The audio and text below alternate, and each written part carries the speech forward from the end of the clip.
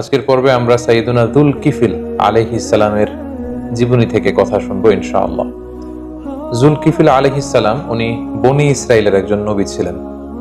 কোন কোন ঐতিহাসিকগণ উল্লেখ করে থাকেন যে তিনি সাইয়েদুনা আইয়ুব আলাইহিস সালামের সন্তান ছিলেন, যেমনটি আল বিদায়া ওয়ান নিহায়া গ্রন্থে উল্লেখ হয়েছে। তাছাড়াও কোন কোন ঐতিহাসিক বলেছেন যে তিনি নবী ছিলেন না, বরং তিনি নেককার লোক ছিলেন, একজন সৎ লোক ছিলেন। কিন্তু এই কথাটি গ্রহণযোগ্য কোনো মত নয়।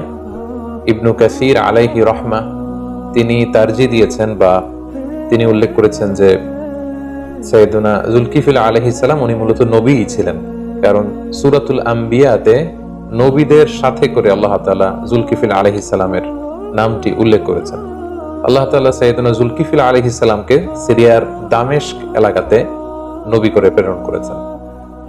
কালামুল্লাহ মাজিদে অর্থাৎ পবিত্র কোরআন আল কারিমে যে সমস্ত নবীর আলোচনা খুবই সংক্ষিপ্তভাবে উল্লেখ হয়েছে, তোর মধ্যে থেকে যুলকিফিল আলাইহিস সালাম অন্যতম। কালামুল্লাহ মাজিদে উনি কোথায় এসেছেন, কোন জাতিগোষ্ঠীর কাছে নবী হয়ে এসেছেন এবং ওনার সাথে ওনার উম্মতদের কি ঘটেছে, ওনাকে আল্লাহ কোনো কিতাব দিয়েছেন কিনা, কোনো মুজিজা দিয়েছেন কিনা, এই ব্যাপারে কিছুই তিনি উল্লেখ করেননি। কেবলমাত্র আল্লাহ তাআলা দুটি সূরার দুটি আয়াতে যুলকিফিল আলাইহিস সালামের নামটি কেবলমাত্র দুইবার উল্লেখ করেছেন। যেমন সূরাতুল আম্বিয়ার ৮৬ নম্বর আয়াতে আল্লাহ তাআলা উল্লেখ করছেন ওয়া ইসমাঈলা ওয়া ইদরিসা ওয়া যুলকিফিল কুল্লুম মিনাস সাবিরিন, অর্থাৎ ইসমাঈল আলাইহিস সালাম, ইদরিস আলাইহিস সালাম আর যুলকিফিল আলাইহিস সালাম আল্লাহ তাআলা বলছেন তারা প্রত্যেকেই ছিলেন সাবিরিন, অর্থাৎ ধৈর্যশীল। এরপর আল্লাহ তাআলা বললেন ওয়া আদখালনাহুম ফি রাহমাতিনা, আমি তাদের সবাইকে আমার রহমতের বলয়ে, আমার দয়ার বলয়ে আমি তাদেরকে বেষ্টিত করেছি। ইন্নাহুম মিনাস সালিহিন, আর তারা ছিলেন নেককার, সৎকর্ম পরায়ণশীল।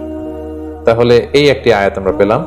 আবার সূরা সদের ৪৮ নম্বর আয়াতে আল্লাহ তাআলা যুলকিফিল আলাইহিস সালামের নামটি আরো একবার উল্লেখ করেছেন। সেখানে আল্লাহ তাআলা বলছেন ওয়াযকুর ইসমাঈলা ওয়াল ইয়াসা ওয়া যুলকিফিল ওয়া কুল্লুম মিনাল আখিয়ার, অর্থাৎ হে নবী আপনি আপনার কিতাবে ইসমাঈলের কথা, ইয়াসা একজন নবী ছিলেন তার কথা, এবং যুলকিফিল তাদের কথা আপনি উল্লেখ করুন। ওয়া কুল্লুম মিনাল আখিয়ার, তারা প্রত্যেকে ছিলেন শ্রেষ্ঠ মানবদের অন্তর্ভুক্ত। এই দুটি আয়াত ছাড়া কালামুল্লাহ মাজিদের আর কোন সূরাতে কোন আয়াতে আল্লাহ তাআলা যুলকিফিল আলাইহিস সালামের ব্যাপারে আর কিছুই তিনি উল্লেখ করেননি।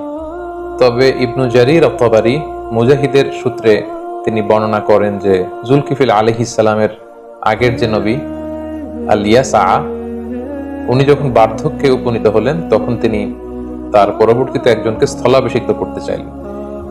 এই উদ্দেশ্যে তিনি তার সব সাথীদেরকে একত্রিত করে তিনি জিজ্ঞেস করলেন যে আমি তোমাদের মধ্যে ৩টি গুণ বিশিষ্ট একজন লোককে চাইব, অর্থাৎ ৩টি গুণ আমি উল্লেখ করব, যার মধ্যে ৩টি গুণই থাকবে তাকে আমি আমার পরে আমার স্থলাভিষিক্ত হিসেবে নির্ধারণ করব। তিনি বললেন যে তোমাদের মধ্যে কে আছো যে প্রতিনিয়ত সিয়াম পালন করো, সবসময় সিয়াম পালন করো।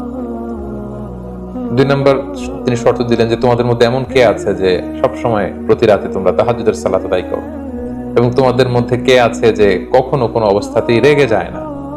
তাহলে ১ নম্বর শর্ত হচ্ছে ইয়াসুমুন নাহার, যে দিনের বেলা রোজা রাখে। ২ নম্বর শর্ত হচ্ছে ইয়াকুমুল লাইল, রাতে কিয়ামুল লাইল করে, তাহাজ্জুদের সালাত পড়ে। ৩ নম্বর শর্ত হচ্ছে ওয়ালা ইয়াগদাব, কখনো রেগে যায় না। এই ৩টি শর্ত যখন তিনি উল্লেখ করলেন, একজন লোক দাঁড়িয়ে গেল তার সাথীদের মধ্যে থেকে, দাঁড়িয়ে ইয়াসা আলাইহিস সালামকে বললেন যে আমি এমনটা করি, এই ৩টি গুণই আমার মধ্যে আছে। কিন্তু সাইয়েদনা ইয়াসা আলাইহিস সালাম তার কথাতে খুব একটা আস্থা রাখতে পারলেন না। তার পরের দিন সমাবেশে ইয়াসা আলাইহিস সালাম একই কথা বললেন তাদের সাথীদেরকে যে এই ৩টি গুণ তোমাদের মধ্যে থেকে যার মধ্যে থাকবে আমার পরে সেই হবে আমার স্থলাভিষিক্ত দাওয়াতি কাজে। তিনি আবার উল্লেখ করলেন কে আছো দিনে রোজা রাখো, রাতে কিয়ামুল লাইল করো এবং কখনো রেগে যাও না। ঠিক সেই মুহূর্তে সাইয়েদনা যুলকিফিল আলাইহিস সালাম দাঁড়িয়ে বললেন আমি আল্লাহ তাআলার মেহেরবানিতে এই ৩টি কাজই করি।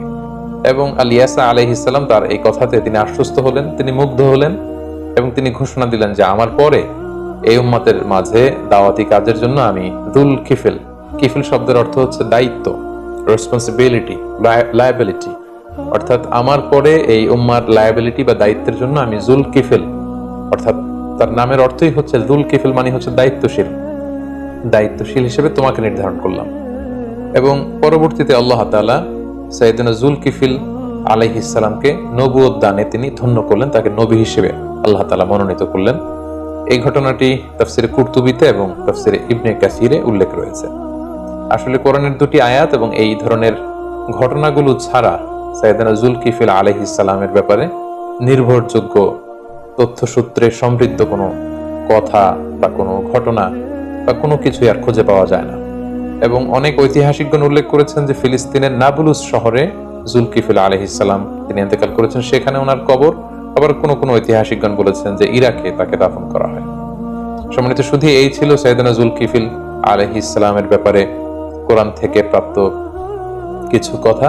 এ পর্যায়ে আমরা যদি সংক্ষেপে ওনার জীবনী থেকে আমরা কি লেসন নিতে পারি সেটা যদি আমরা উল্লেখ করি, তাহলে প্রথমে আমরা বলবো যে আল্লাহ তাআলা কেবলমাত্র কোরআনের দুটি সূরায় ওনার নামটি কেবল দুবার উল্লেখ করেছেন এবং সেখানে আল্লাহ তাআলা কয়েকজন নবীর সাথে ওনার নাম উল্লেখ করে তিনি বলেছেন তারা প্রত্যেকেই ছিল কুল্লুম মিনাস সাবিরিন, অর্থাৎ তাদের প্রত্যেকেই ধৈর্যশীল ছিলেন।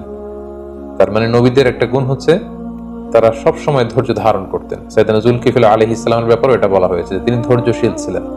পৃথিবীর প্রত্যেকটি নবী ছিলেন অত্যন্ত ধৈর্যশীল। ওনারা বিপদে ধৈর্য ধরতেন, হতাশ হতেন না, হাল ছেড়ে দিতেন না, কাবু হয়ে পড়তেন না, বরং তারা ধৈর্য ধারণ করতেন।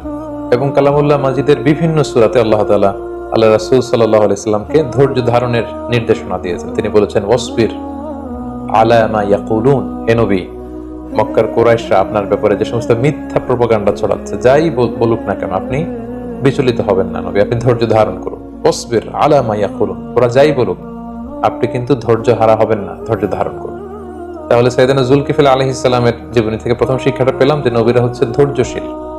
সো আমাদেরকেও বিপদে ধৈর্য ধারণ করার অভ্যাসটা গড়ে তুলতে হবে।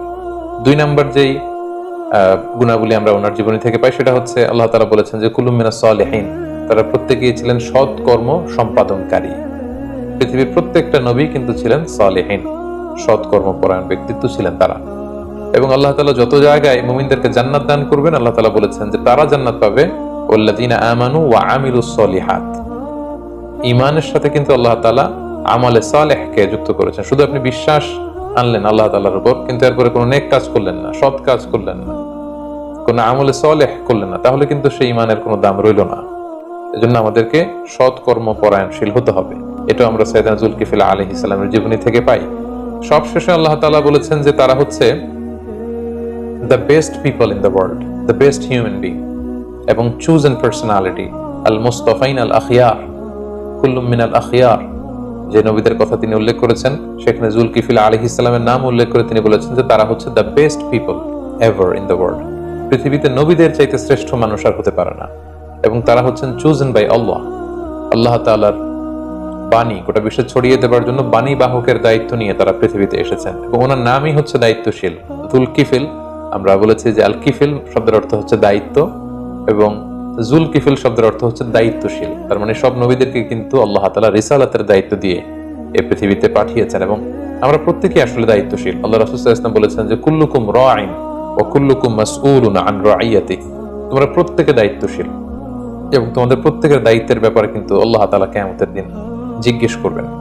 তার মানে সর্বশেষ যে শিক্ষাটা আমরা পেলাম সেটা হচ্ছে নবীরা হচ্ছেন চুজেন, মনোনীত এবং সিলেক্ট করেন সরাসরি আল্লাহ তাআলা এবং তারা হচ্ছেন the best people, the model. আমরা যদি পৃথিবীতে কাউকে আমাদের মডেল বানাতে চাই, যদি আমরা আমাদের আদর্শ কাউকে বানাতে চাই, অনুকরণীয় ব্যক্তিত্ব হিসেবে কিন্তু আল্লাহ তাআলা নবীদেরকে আমাদের সামনে উপস্থাপন করেছেন। তাই আমরা যেন নবীদের দেখানো পথে চলে আমরা আমাদের জীবনকে, দুনিয়াকে এবং আখিরাতকে যেন সমৃদ্ধ করতে পারি। আল্লাহ তাআলা আমাদের সবাইকে কথাগুলো বুঝার ও আমল করবার তৌফিক দান করুক। হাযা মা ইনদি ওয়ালা ইলমু ইনদাল্লাহ আলাইহি তাওয়াক্কালতু ওয়া ইলাইহি উনীব। আসসালামু আলাইকুম ওয়া রাহমাতুল্লাহি ওয়া বারাকাতুহু।